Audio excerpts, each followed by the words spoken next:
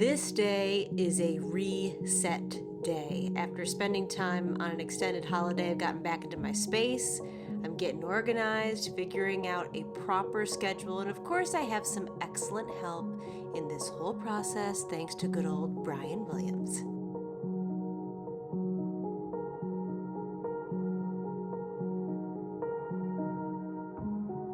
And hello, pals. Thank you for being here for another One Cup with Kate. So if you're new here, I am Kate. I'm going through a major life shift. I left my job in TV news after 27 years. I'm right now preparing to start my next chapter, which is unfolding as we speak. So right now I'm the caterpillar turning into some sort of primordial goo before turning into a beautiful swan. I don't know, you guys.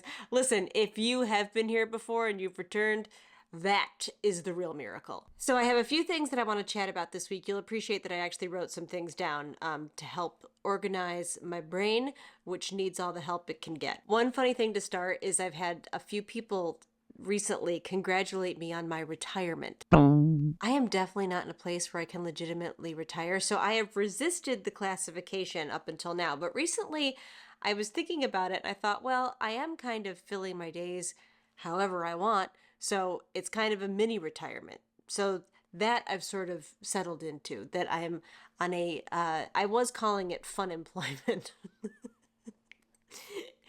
Either way. By the way, there's nothing I enjoy more in wintertime than just the indoor beanie. So I love it. I feel snug. I feel cozy. I don't have to look normal. It's some of my favorite things in life. So anyway, one of the big things that I'm doing right now is getting clear on a daily schedule. There's little to-dos sprinkled in, but the major things are decluttering. So I'm minimizing, packing, I'm going to be moving. So all of that, I'm carving out time weekly to shoot and edit a video because I wanted to keep doing this. What else? Oh, carving out time to write my weekly column that I'm writing for my hometown newspaper, the Perry Herald. And I'm also posting weekly on Substack. I'm new to Substack. I'm learning about Substack. But one of the things that I really love about it is that it will read the articles to you. So if people subscribe, you don't even have to read. Check it out. It's winter. Act like it. Why start 2024 strong when you can start slow? By Kate Welshofer. Isn't that great? I mean, listen, I know myself and I know that I won't always just sit down and read something, but I like listening to audiobooks or podcasts and stuff like that. So I thought that was a really cool feature to let people know about. They also do have a podcast feature, which I was looking into a little bit today. And I was thinking that that might be something that I could delve into a little bit, create some audio content, and maybe put that out for my paid subscribers, which, friends, I have paid subscribers on Substack. Yeah! It's wild. Substack makes it possible for you to support writers' work. And even when I set it up, I didn't have it set up for that at all. I just was posting stuff on there and people could subscribe for free. But I realized that there were some people who were pledging. So indicating that they would pay a yearly subscription or weekly or whatever they wanted to do, but put some money toward my work. And I was like so surprised. So when I was, had my job in the rear view, I set it up for paid subscriptions. And I've gotten a bunch. It's awesome, obviously, for a multitude of reasons, but I think one of the biggest things is realizing something that you would create for free has value and people will pay you for it without you asking. Not really. Substack will say, hey, did you know that you can support this writer's work? So I guess they're kind of doing the dirty work for you.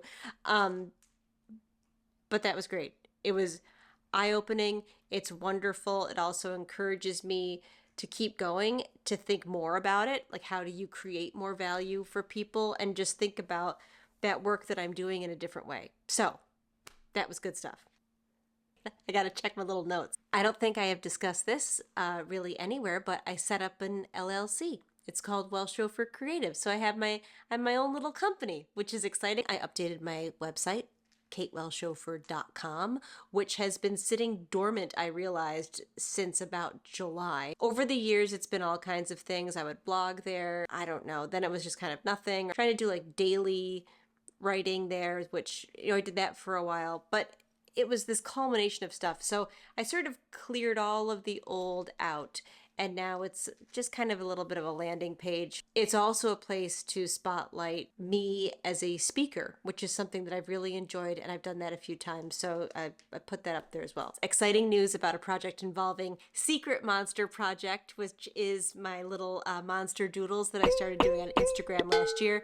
One of my goals is to get back into drawing the monsters more regularly. I kind of fell off, I guess maybe in the spring of last year. I drew a few here and there, but not very many. It initially started as something to do every day as a creative outlet, which I did that for a while. It was great. I also ended up creating some merch because I had some interest in doing that. So I made some stickers and some prints and some cards. You can buy them at a little store called 11 Covington, which is right in Perry. They're also available at Wild Root Floral in Buffalo. I also have a Threadless account where you can make all kinds of stuff with the various monsters. There's t-shirts and pencil cases and pretty much anything you can put a monster on, you can do that on Threadless. So that's been really fun. The new Monster Project I think is being announced fairly soon. But anyways, I'll keep you updated on that because I'm excited to be part of it. Let me see. All this to say that in the nooks and crannies of what essentially has been an extended holiday break, there have been things that have been going on, little projects that I've been doing. I focused on the more positive things, but there are some, of course, always challenging things as well. And I don't want to get too deep into it, but I do want to talk about it a little bit because one of the most challenging things that I have found is really realizing just how toxic of a situation I was in my job.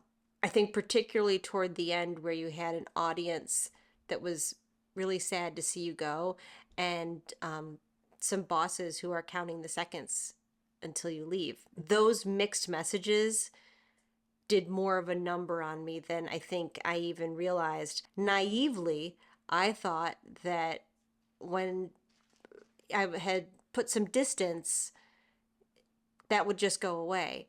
And really realizing that it's not just going to go away and that it's going to take some time, I think, to, I don't know, just sort of put that to bed, come to terms with it, and understanding like how that feels to someone who is in one place being told we really value you, and in another way being like, could do without it. I'm a human being, so internally I can understand or feel good about the work that I did overall, but also know that at a certain point I got to a point where I was like, what difference does it make? And you don't want to be like that in life. You don't want to be ambivalent about how you're spending your time. I mean, I think that's a huge thing for me, is saying, you know what? If I'm going to do any kind of work, I want to feel good about it. And it's not necessarily about whether people are going to, pay for a subscription, for example, or whatever they're going to do.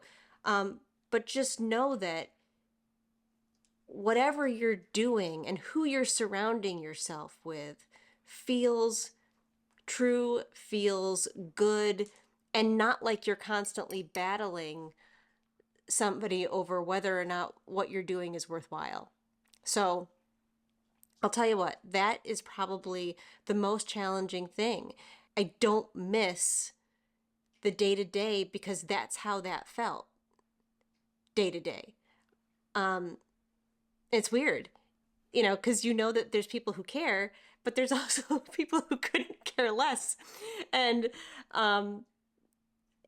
that's, it's not something that I think that anybody would be like, wow, we really want to, publicize that. But it's true to me and it's true to how I feel. And so if I'm transparent and honest about what's challenging. That's been what's challenging. And I don't want to dwell on it, but I also don't want to just be like, oh, hey, all these things are great. Overall, I think, yes, all these things are great. But there's also that little piece. And there's a fear with me as well that I'm like, I don't want to drag this with me for too long. I'm hoping that, little by little, the weight is going to be less. Because ultimately, I know that I'm free and I am in a better spot and I have a better path ahead of me because it feels like I do have a path ahead of me. And so that feels really good. It feels like you have some control over what you're doing and who you're surrounding yourself with and how you're spending your time and where that energy is going and how it's being received. All of that kind of stuff to me is hugely important. And I feel really, really good about that. And I have these moments where I'm like, yes, Brian. What? Look at us. We matched today, Brian. What do you say? I don't know if I ever really got to the end of that, but I think you get the idea. Final thoughts. Thanks to everybody who watched the video of the chip and I made. I was very pleased that people enjoyed that so much. So that's good to know. And with that, I will bring another One Cup with Kate chat to a close. Thank you so much for staying with me for this long. If you like this video, do give it a thumbs up, subscribe to the channel, leave a comment, follow all the things, and I'll see you around.